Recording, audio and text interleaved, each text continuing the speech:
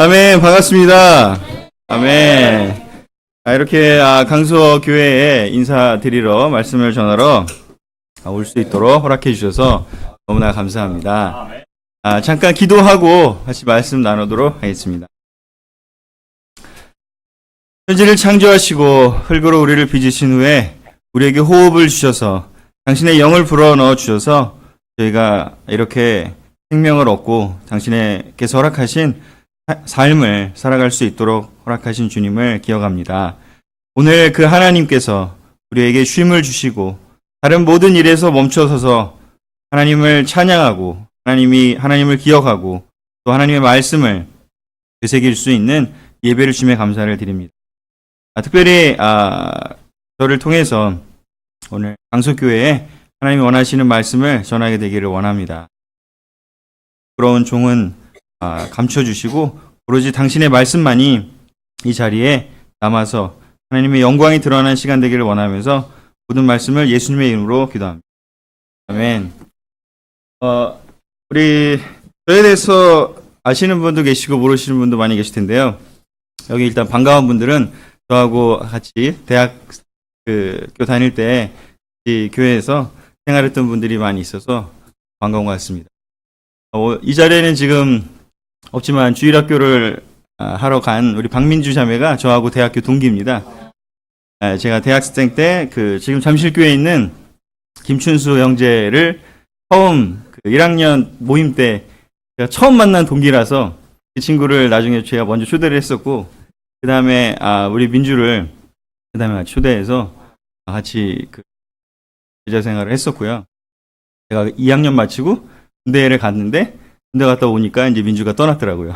그래서 하지만 이제 계속해서 우리가 연락을 하고 동기다 보니까 교회뿐만 아니라 그냥 동기로서 모임에도 같이 하고 하면서 다시 한번 이렇게 만났을 때 그녀가 교회를 그리워하고 있음을 알게 됐고 다시 연락이 돼서 곳에 다시 와서 특별히 옛날에 집이 원래 일산이었거든요. 처음에 저는 일산교회를 소개시켜줬는데 일산교회에서 다시 집이 마포구에서 이쪽으로 와서 강서교회에서 지금 열심히 봉사하고 있는 거 보면서 너무 기뻤습니다. 배진영 자매도 저보다 선배신데 그래서 옆에 행정학과 같은 단과대학에 있었습니다. 그래서 그때 정말 열정적인 여자였어요. 엄청나게 놀라운 초대를 엄청나게 많이 하고 놀라운 일을 참 많이 했던 샤이닝한 자매였고 그녀를 통해서 많은 자매들이 또 제자가 된 기억이 있습니다. 아까 말씀 잠깐 나눴지만 민호 형하고는 아까 몇 달만 같이 있었다고 했는데 살짝 스톱했습니다. 1년 이상 있었는데 몇 달 있다고. 혼자 살고 있었을 때 제가 브라더하우스에서 대학교 4학년 졸업하고 전임을 그때 시작을 해서 1년 동안 잠실 옆에 있는 신천에서 살고 있었는데 둘이 살면서요. 정말 롯데마트에 있는 너비아니와 그런 튀겨 먹는 거를 정말 이렇게 싱글 형제들은 진짜 빨리 결혼해야 된다는 생각을 너무 많이 하게 된 시기였는데 매일 치킨 너겟과 너비아니와 프라이팬이 이렇게 두꺼워지는 그 상황을 보면서 하여튼 그때의 삶을 생각하면 진짜 지금 결혼해서 자매를 만난 것이 하나님의 정말 은혜다 생각을 합니다. 우리가 아마 같이 살았으면 아마 오래 못 살았을 것 같습니다. 자, 그래서 강서교회에 와서 같이 말씀을 나눌 수 있어서 너무 감사하고 제 가족을 잠깐 보여드리면요. 저는 윤지영 참매라는 예전에 서울대 바이오톡에서 세례받은 와 결혼을 했고요. 지금 이제 올해 14년째 되고 있고 그다음에 이제 큰 아들과 딸인데 딸이 더 커 보이는데 아들과 딸입니다. 그래서 6학년, 4학년 아이를 키우고 있습니다. 첫째 아이가 저처럼 저도 어렸을 때 작았는데 앞에서 지금 1번을 하고 있어가지고 항상 마음에 자기가 이렇게 좀 열등감이 있는데 항상 제가 위로를 해줍니다. 아빠도 그랬다고 걱정하지 말라고 하면서 지금 보내고 있습니다. 이거는 저희 제가 지금 함께하고 있는 분당교회의 틴 미니스트리 모습입니다. 지난 1월에 겨울 팀캠프 분당만 가는 겨울 팀캠프 대구에서도 좀 왔었는데 그때 이제 같이 했던 사진입니다. 원래 이제 분당 틴에서 저는 이제 3년 정도 전부터 시작을 해서 지금 이제 한 3년 정도 보내고 있는데, 지금 틴만 35명 정도 되고요. 대학부로도 좀 보냈고, 그리고 지금 내년 후년 생각하면 훨씬 더 많아집니다. 전체 교회 생각하면 작년에 팀캠프를 저랑 민수 형이 준비를 했을 때 그 인원이 90명이었어요. 여기는 어떻게 그 아이들 성비가 어떻게 되죠, 혹시? 비슷한가요? 아닌가? 여자가 많나요? 훨씬 많아요. 근데 재밌는 건 분당은 남자애들이 많아요. 그래서 전체를 모았을 때 작년에 딱 인원이 90명이었거든요. 제가 등록을 받았는데 인원이 딱 45명이었어요. 신기해요. 전체 교회를 보면 성비가 참 맞아서 즐거운 팀캠프를 했었는데 올해의 인원을 대충 지금 보니까 한 130명 정도 올 것 같습니다. 전체 교회가. 그래서 너무나 놀라운 팀캠프를 지금 또 준비 시작했는데 너무 기대가 되고 우리 여기 언니들 계시지만 언니들의 역할이 굉장히 중요합니다. 알고 계시죠? 네. 많이 도와주시기를 부탁을 드리고 오늘 그래서 드리고 싶은 말씀은 이 간단한 소개를 끝내고 드리고 싶은 말씀은 출애굽기를 같이 하고 싶은데 자유에 대한 이야기를 좀 하려고 합니다. 어떻게 자유를 얻게 되었는지 그 과정을 좀 공부해 보면서 출애굽기를 통해서 우리의 삶에 좀 적용해 봤으면 하는 마음에서 자유에 대한 이야기를 하려고 합니다. 이집트 백성이 자유를 어떻게 얻어서 그 과정을 겪었는지를 출애굽기 6장 1절에서 13절을 보면서 좀 좋겠습니다. 우리 같이 찾아보실까요? 출애굽기 6장 1절에서 13절입니다. 저는 그 책 넘기는 소리를 좋아하는데 거의 안 들리네요. 요즘 역시 디지털 시대라 네. 어플에 책 넘기는 소리가 나게 하는 어플을 누군가 한번 개발해 보시면 이 소리 정겹지 않습니까? 자, 우리 6장 1절부터 13절을 우리 같이 한번 다 같이 읽어봤으면 좋겠습니다. 시작. 주님께서 모세에게 말씀하셨다. 이제 너는 내가 바로에게 하는 일을 보게 될 것이다.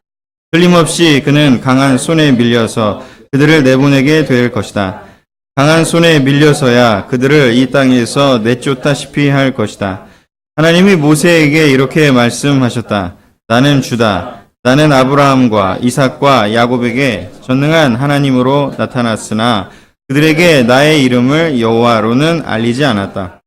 나는 또한 그들이 한동안 나그네로 몸부쳐 살던 가나안 땅을 그들에게 주기로 그들과 언약을 세웠는데 이제 나는 이집트 사람이 종으로 부리는 이스라엘 자손에 듣고 내가 세운 언약을 생각한다.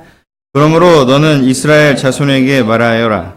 나는 주다. 나는 이집트 사람들이 너희를 강제로 부리지 못하게 거기에서 너희를 이끌어내고 그 종살이에서 너희를 건지고 나의 팔을 펴서 큰 심판을 내리면서 너희를 구하여 내겠다. 그래서 너희를 나의 백성으로 삼고 나는 하나님이 될 것이다. 그러면 너희는 내가 주 곧 너희를 이집트 사람의 강제 너희의 하나님임을 알게 될 것이다. 내가 아브라함과 이삭과 야곱에게 주기로 손을 들어 맹세한 그 땅으로 너희를 데리고 가서 그 땅을 너희에게 주어 너희의 소유가 되게 하겠다. 나는 주다. 모세가 이스라엘 자손에게 이러같이 전하였으나 그들은 무거운 노동에 지치고 기가 죽어서 모세의 말을 들으려고 하지 않았다. 주님께서 모세에게 이르렀다. 너는 이집트의 왕 바로에게 가서 이스라엘 자손을 그의 나라에서 내보내라고 하여라. 이에 모세가 주님께 아뢰었다. 이스라엘 자손도 저의 말을 듣지 않는데 바로가 저의 말을 듣겠습니까? 저는 입이 둔하여 말을 할 줄 모릅니다.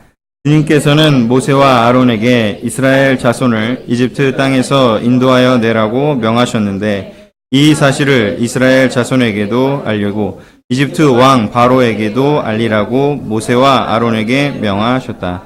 아멘. 장면은 하나님께서 모세와 대화하시는 장면이고 하나님께서 모세와의 대화를 통해서 이집트에 종살이하고 있는 이스라엘 백성을 이끌어내기 위한 대화를 하는 장면입니다. 여기에 보면 5절에 보면 우리가 13절까지 읽었지만 5절에 보면 이렇게 하나님께서 왜 이 일을 하시려고 하는지에 대한 첫 그 이유를 설명하고 계십니다. 저희 그 분당교회는 세 번역을 보다가 요즘 다시 현대인의 성경을 보기 때문에 이게 아마 제가 만든 이 자료는 현대인의 성경 버전으로 되어 있는데요. 뭐 크게 다르지 않으니까 그냥 보도록 하겠습니다.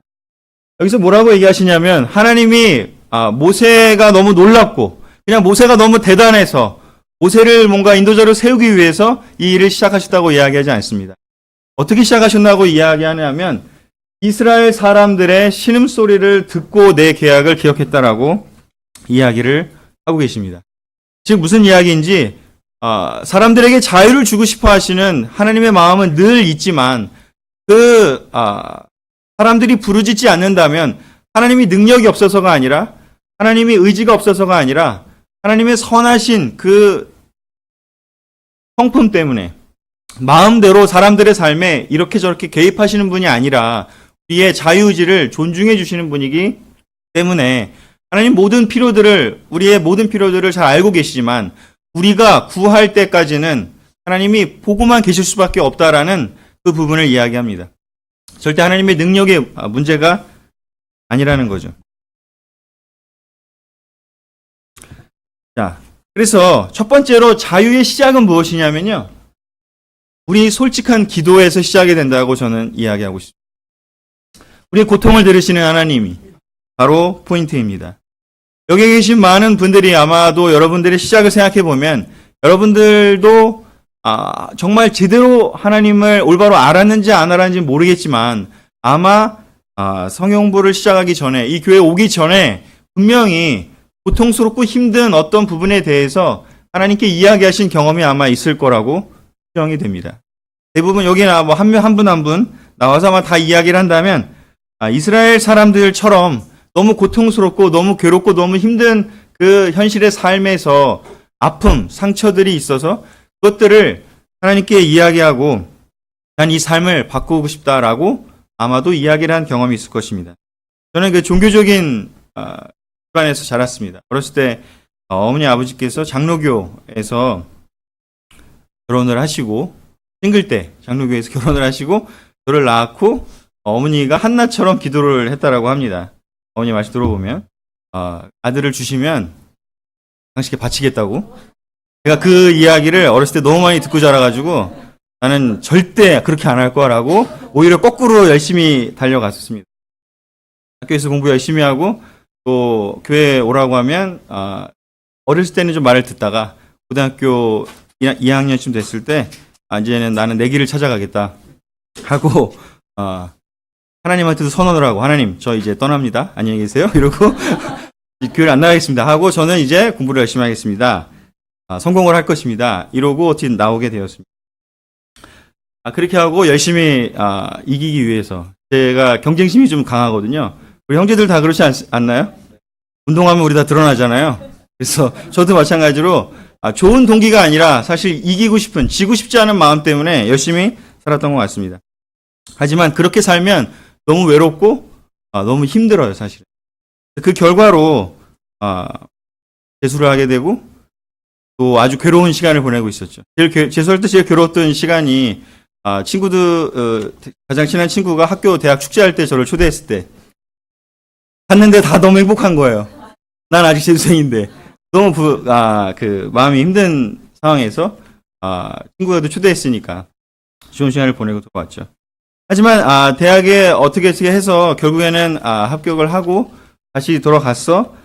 그 패러다임, 그 뭐냐면 경쟁에서 지고 싶지 않은 거, 약해지고 싶지 않은 마음을 계속 가지고 그 삶에 있어서 내가 성공하기 위한 것에만 집중하고 살았을 때 모든 것이 공허하고 괴로웠습니다. 여러분들도 아마 뭐 비슷한 경험들을 다 하셨을 거라고 생각이 듭니다. 그때 저도 그냥 우연하게 막연하게 마음속에 그런 게 있었던 것 같습니다. 하나님이 계시면 다시 나를 좀 불러달라고. 그때 국회의원 선거 날이었는데 그때 제가 동아리를 하고 있었습니다. 들 푸른 소리라고 안치환 가수 아시죠? 그분이 만든 동아리인데 그 동아리에 가서 민중가요 하면서 기타 치면서 열심히 그 데모대 앞에 나가는 그 동아리였는데 그때는 삐삐 시대라서 핸드폰이 없잖아요. 뭔가 이렇게 붙여놓으면 꽈방에 붙여놓으면 그걸 보고 장소를 찾아가야 됐어요. 처음에 그걸 그 길을 백양로 길을 올라가고 있는데 6명의 그 사람들이 저를 애워쌌습니다. 왠지 기름져 보이고 왠지 이렇게 뭔가 만족스러운 표정이었어요. 나중에 이제 듣고 보니 도청장에서 고기를 잘 구워 먹고 만족스러운 상태에서 너무 좋다. 그러고 이제 우리 초대 좀 해보자. 이러고 이제 내려왔을 때 딱 그 긴 대로를 봤는데 거기 어떤 그 칙칙하게 생긴 애 한 명이 걸어 올라오고 있다라고 이야기를 했었습니다. 많이 초대하고 싶었지만 저밖에 없었대요. 너무 놀랍지 않습니까? 저는 몰랐죠. 저는 오로지 그 장소가 어디냐 확인하러 가는 길이었으니까. 어찌됐건 그때 초대를 받고 성경부를 시작하면서 저는 제 신음소리를 하나님이 들으셨다라는 생각을 성경부 하면 할수록 하게 되었던 것 같습니다. 세례를 받기 전에 우리가 그런 과정을 거치고 지금 혹시라도 이 자리에 처음 오신 분이 계시다면 여러분 여기 오신 것은 여러분이 그냥 온 것 같기도 하지만 사실은 하나님이 여러분의 신음소리를 여러분의 음성을 들으셔서 인도하셨음을 기억하기를 원합니다. 또 우리 모두 그런 기억을 갖고 있음을 기억하고 그것처럼 모든 지금이라도 우리가 좀 뭔가 자유롭지 않은 어떤 부분이 있다면 우리 마음속에 우리가 어쩌면 다시 세상의 방식으로 우리의 삶이 경쟁에서 도태되지 않기 위해서 다른 사람의 성공이 배가 아픈 내가 더 높아져야 되고 내가 더 뒤처지지 않기 위한 희소한 그런 경쟁의 구도에서 살아가는 그 패러다임에 다시 돌아갔다면 우리는 다시 하나님께 우리의 솔직한 이야기들을 내놓을 필요가 있는 것 같습니다. 하나님 저를 구원해 주십시오. 하나님 저를 다시 불러주십시오. 하나님 제가 하나님과 함께하고 있지만 여전히 이 부분에 있어서는 아직도 제 뜻대로 하고 있습니다. 라는 솔직한 기도와 함께 하나님 아버지 저를 도와주시오라는 그 고통을 그 아픔을 하나님께 솔직하게 이야기하는 것에서 모든 것이 시작됨을 기억하기를 원합니다. 우리가 뭔가 내가 어떻게 해보겠다 이런 것이 아니라 그냥 있는 그대로 우리 하나님 앞에 솔직하게 자기의 결핍과 또 불안과 그 힘든 마음을 내어놓는 것에서 시작이 됩니다. 그런데 재밌는 것은 그래서 하나님이 그 기도를 들으시고 그들을 그냥 뭔가 대단하게 만드셔갖고 이렇게 탈출하게 한 것이 아니라 하나님이 사람을 세우죠. 그래서 그 기도를 들으시고 하나님이 스캔을 하신 후에 저기 모세를 통해서 해야겠다 결정을 하십니다. 근데 그 모세는 이런 이야기를 합니다. 뭐라고 얘기하는지 이스라엘 자손들에게 말씀을 전했으나 그들은 마음이 상하고 혹독한 노예 생활에 시달렸기 때문에 모세의 말을 듣지 않았다고요. 참으로 재밌는 것은 자기들이 하나님한테 구하지 않았나요? 하나님 나 좀 도와주세요. 하나님 제발 제가 지금 힘들어요. 얘기를 해서 하나님이 들으셨는데 재밌는 건 그래서 하나님이 알았어 내가 도와줄게 하고 보냈는데 그들은 듣지 않습니다. 참 아이러니하지 않습니까? 기도를 해놓고 오히려 그 기도의 응답으로 감사합니다라고 이야기하진 않고 그들은 말을 듣지 않았다라고 이야기를 합니다. 왜 말을 듣지 않았는지요? 이유가 있습니다. 바로 무엇인지 마음이 상하고 혹독한 노예 생활에 시달렸기 때문입니다. 우리 또한 마찬가지입니다. 우리가 기도를 했지만 사실 우리 마음속에서 하나님께서 그 기도에 응답하시는 것을 잘 듣지 못하는 이유는 뭐냐면 여기에 계신 분들이 세상에서 상처받고 마음이 상하고 혹독한 노예 생활에 시달리기 때문인 거죠. 그렇지 않습니까? 우리가 사실 세상에 사는 것, 세상은 얼마나 사람들을 이렇게 위아래 관계로 나누고 억압하고 뭔가 이렇게 본인들의 이익을 위해서 누군가에게 피해를 주려는 그 경쟁 사회에 있다 보니 우리가 그런 생활에 시달리게 되면 우리가 하나님이 보내신 사람을 또 하나님의 기도에 응답을 하셨더라 하더라도 듣지 못하게 되는 경우가 많습니다.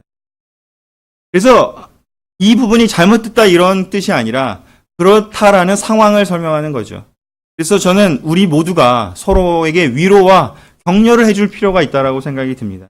왜냐하면 우리가 일주일에 뭐 2번, 3번 교회에 오고 말씀 듣고 이렇게 세상의 가치관이 아니라 하나님의 가치관으로 서로를 격려하고 희망을 가질 수 있는 이 삶에서의 얻는 시간이 사실 굉장히 적습니다. 오히려 마음이 상하고 혹독한 그 삶을 사는 이 시간대가 훨씬 많은 거죠. 그래서 잠시 여기 옆에 계신 분들 여기 친하시잖아요. 그죠? 대답을 안 하시네요. 방송국에 서로 친하시잖아요. 그래서 우리 서로 좀 위로의 말, 격려의 말을 잠시 서로 나눴으면 좋겠습니다. 지난 한 주 동안 아마 또 정말 마음 상하고 혹독한 시간들을 많이 보내셨을 거예요. 우리가 따뜻한 격려와 위로의 말이 필요합니다.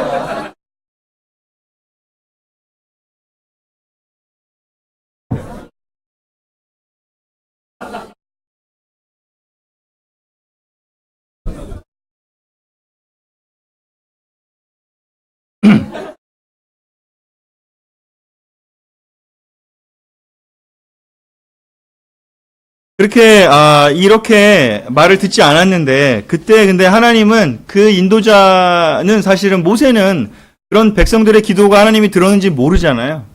그렇지 않습니까? 우리가 누구를 도울 때 잘 생각해 보면 우리가 그 사람이 하나님과 무슨 기도를 했는지 잘 모를 때가 많아요. 하지만 우리는 하나님의 그 가이드를 통해서 또는 인도자를 통해서 어떤 사람들을 만나게 됩니다. 그때 우리도 모세처럼 반응할 수 있겠죠. 내가 도우려고 갔는데 내 말 안 들어요. 그런 경험 있지 않나요? 그런데 그때 하나님께서는 뭐라고 얘기하시는지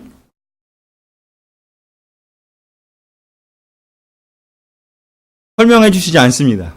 그렇지 않습니까? 하나님은 불친절하셔요. 마음이 힘들고 상처받은 사람한테 굉장히 친절하신데 인도자들한테는 조금 불친절하셔요. 어떻게 얘기하시냐면 그냥 설명하지 않고요. 너는 이집트 왕 바로에게 가서 이스라엘 자손을 그 땅에서 나가게 하라고 말하라 라고 디렉션을 주십니다. 우리가 인도자로서 우리가 때때로는 하나님께서 우리에게 그냥 디렉션을 주실 때 예 하고 나아가서 순종할 필요가 있습니다. 그 상황을 잘 모르더라도 하나님이 어떤 디렉션을 준다고 우리가 만약에 우리의 성령님을 통해서 또 우리의 인도자들을 통해서 우리에게 어떤 그런 디렉션이 오게 된다면 우리가 기억해야 될 것은 무엇이냐면 하나님과 그 어떤 사람들의 교감이 있었기 때문에 지금 우리가 쓰이고 있다는 걸 기억할 필요가 있습니다.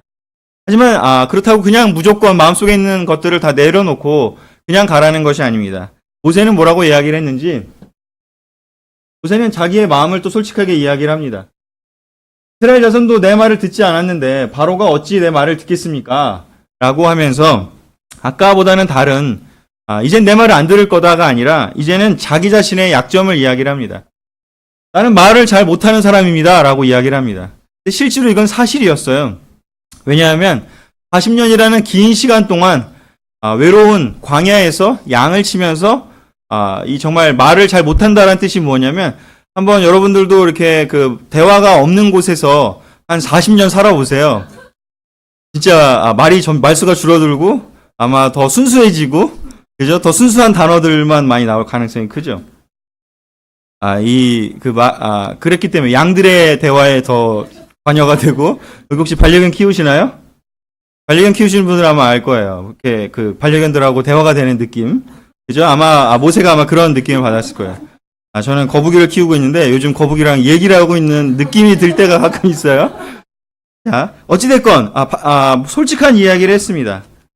그 모세의 그런 솔직한 이야기를 듣고 하나님은 다시 한번 불친절하십니다.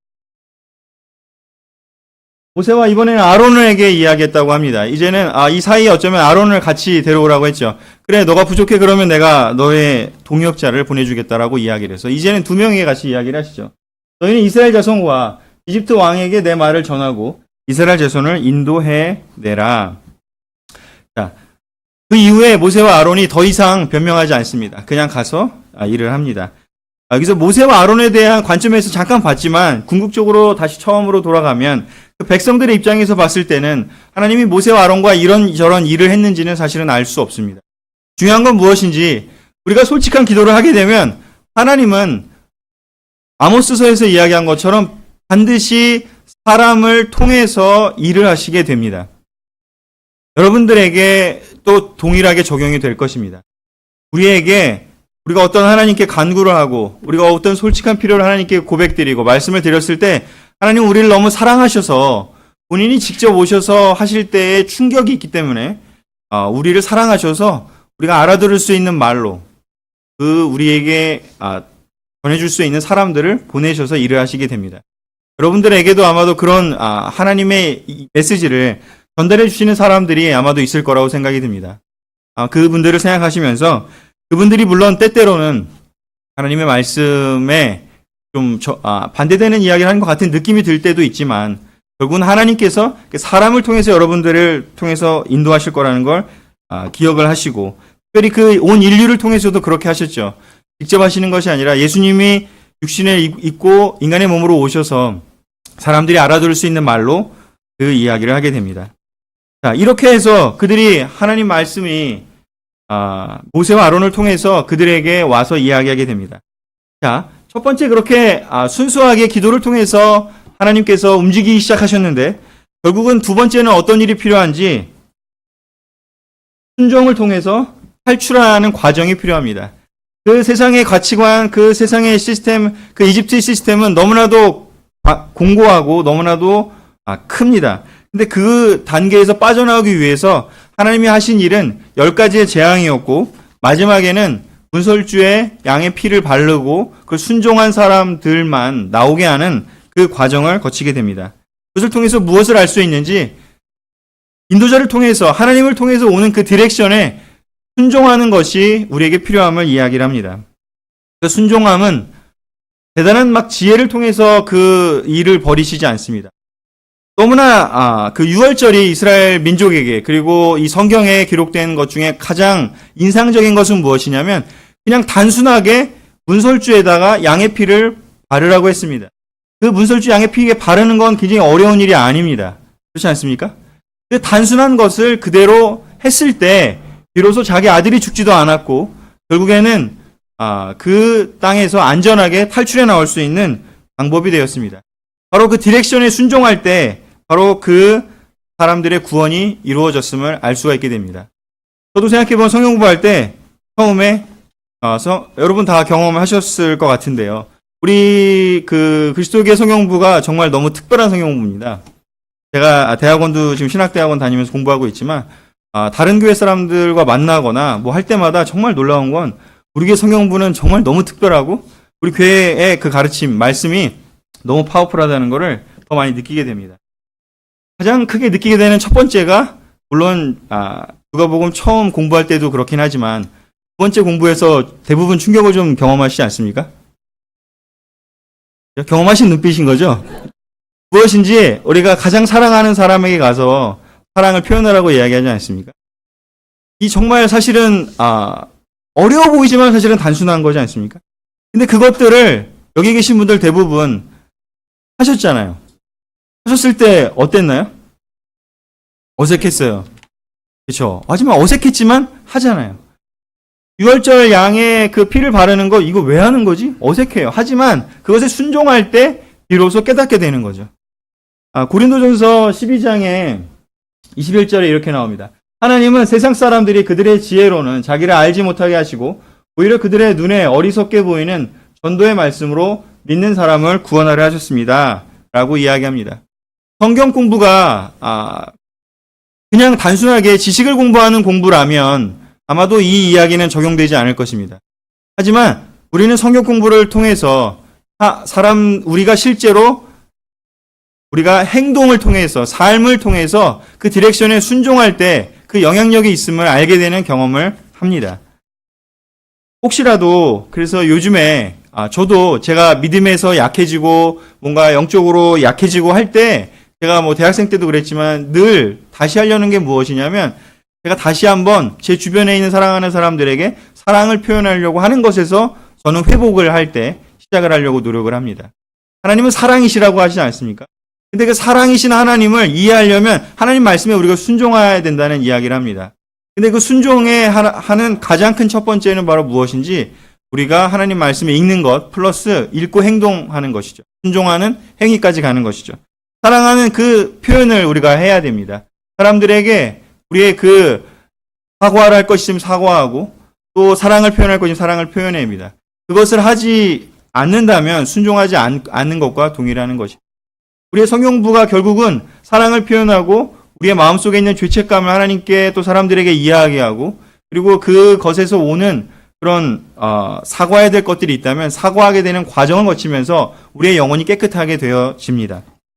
사실은 너무나 이상한 그 거라고 볼 수 있어요. 세상적인 기준에서 보면. 유월절에 문설주 바르는 것이 뭐가 대단하다고.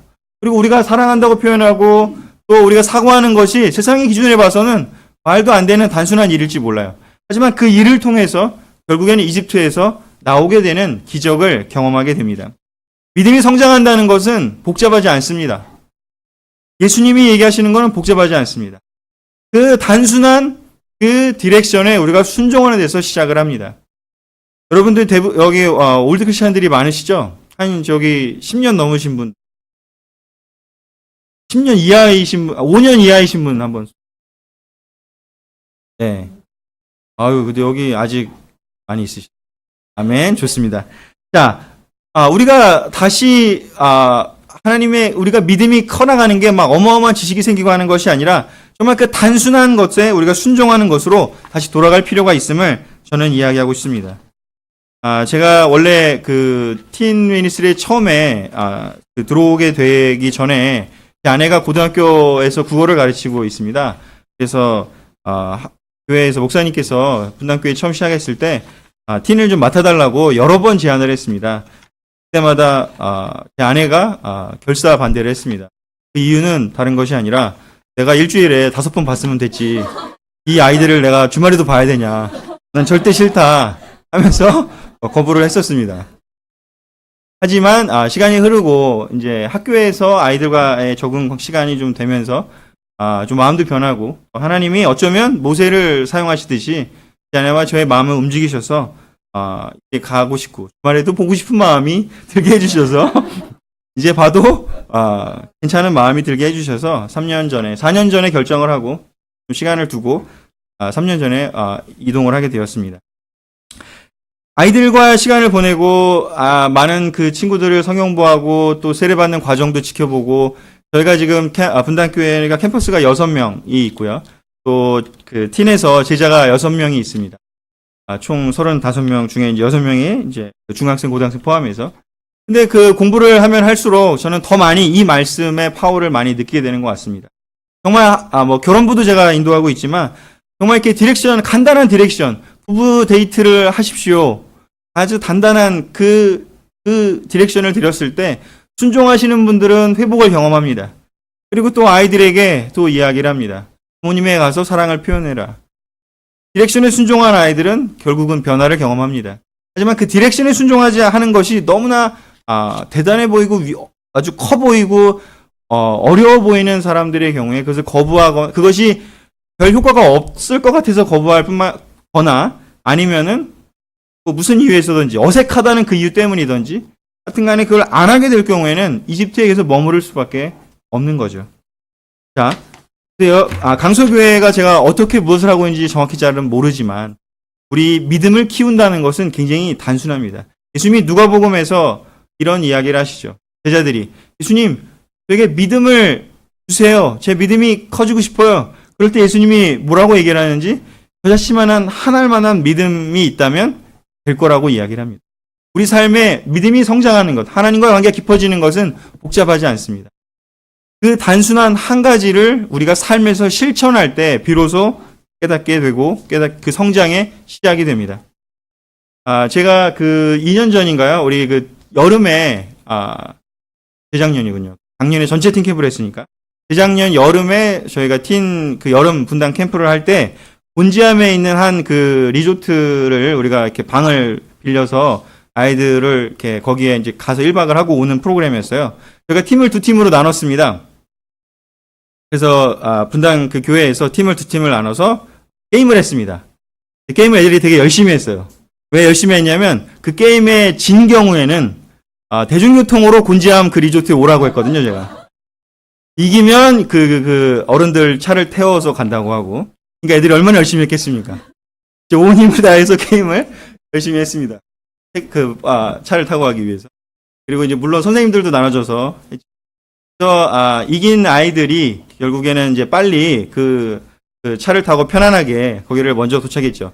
제가 7월이었기 때문에 먼저 도착한 사람은 오후 스케줄을 하기 전까지 수영장에 갈 수 있는 너무 놀라운 그 일이 있어서 먼저 도착한 아이들이 수영장에 가서 재밌게 놀고 있었고 결국 진 아이들은 투덜거렸지만 선생님 두 분과 함께 분당에서 버스를 한번 타고 이천에 가서 빨간 버스 타고 가서 또 녹색 버스, 파란 버스 이렇게 갈아타고 결국은 곤지암까지 가는 길이었습니다. 1시간 반 정도를 늦게 와서 정말 엄청 투덜거렸습니다. 뭐 버스를 뭐 잘못해갖고 이렇게 돌아가서 한참 기다렸다는 둥, 이천에서 자기네들이 버스 갈아타려고 이렇게 걸어가는데 웬 닭들이랑 개들이 자기를 쫓아왔다는 둥. 하여튼 보자마자 선생님들에게 막 불평불만을 엄청 막 토로했어요.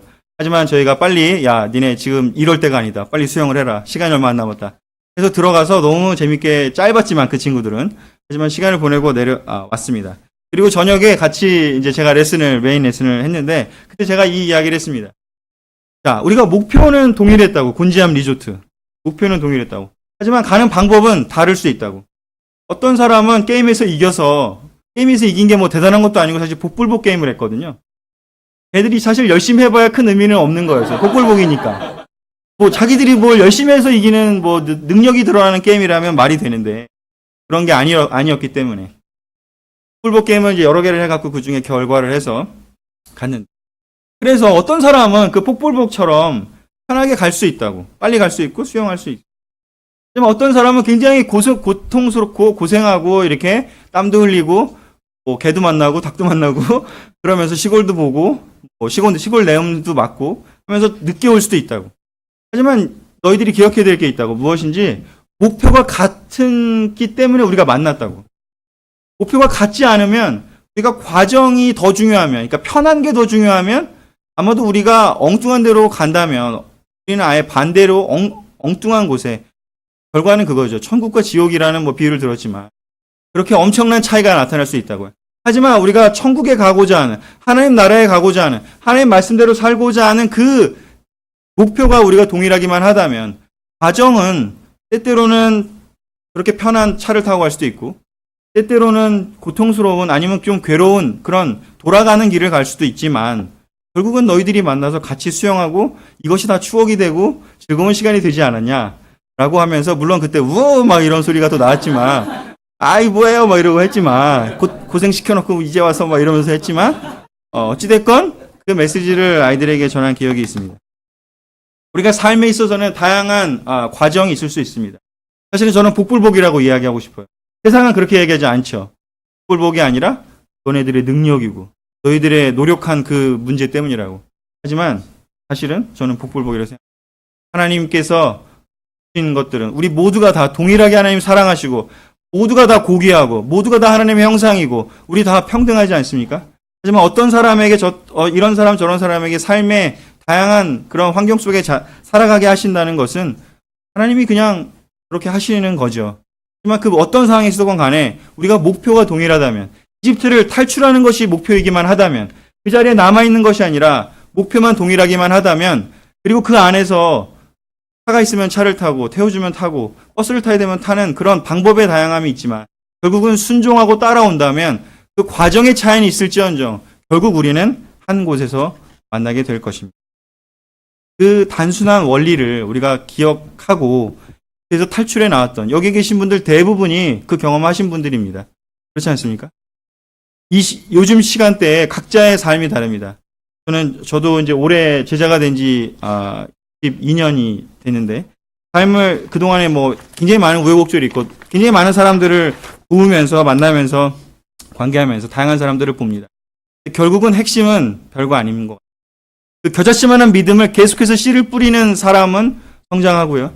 그 겨자씨만한 믿음이 아니라 커다란 어떤 열매만을 쫓아다닌다면 성공하지 못합니다. 예수님이 그렇게 이야기하셨고 성경에서 증언하고 있기 때문입니다. 그래서 오늘 두 가지, 한 포인트가 더 있는데 시간이 벌써 10분이라 두 가지만 하도록 하겠습니다. 여러분, 솔직한 기도를 하나님은 듣고 싶어 하시고, 막 대단한 기도가 아니라, 바리새인의 기도가 아니라 솔직한 기도를 하나님 듣고 싶어 하시고요. 기도를 더 하신다면 하나님이 사람들을 여러분 주위로 보내실 겁니다. 그때 여러분은 영적인 영안을 뜨시고 눈을 뜨시고 그 사람들에게 하나님 보내셨다는 걸 기억하시고, 두 번째는 디렉션, 성경을 읽으면서 오는 디렉션이든 인도자를 통해서 오는 디렉션이든 친구를 통해 오는 디렉션이든 나를 사랑하는 사람이 하나님의 영을 따라 움직이는 사람이 주는 디렉션에 그것이 무엇이든지 순종하셔서 작은 것 하나부터 겨자씨 하나일 만한 그 실천을 오늘 그 씨를 뿌린다면 그걸 자라게 하시고 열매 맺게 하시는 분은 하나님이십니다. 그리고 그 열매가 어떤 열매일지도 우리는 알지 못합니다. 하지만 우리는 그 작은 그 실천의 열매를 뿌려야 하는 것은 우리가 해야 될 일이라는 거죠. 강소교회 열매 많이 뿌리시고 성령으로 충만해지시고 성장하시는 교회 되길 바라면서 말씀 마치겠습니다.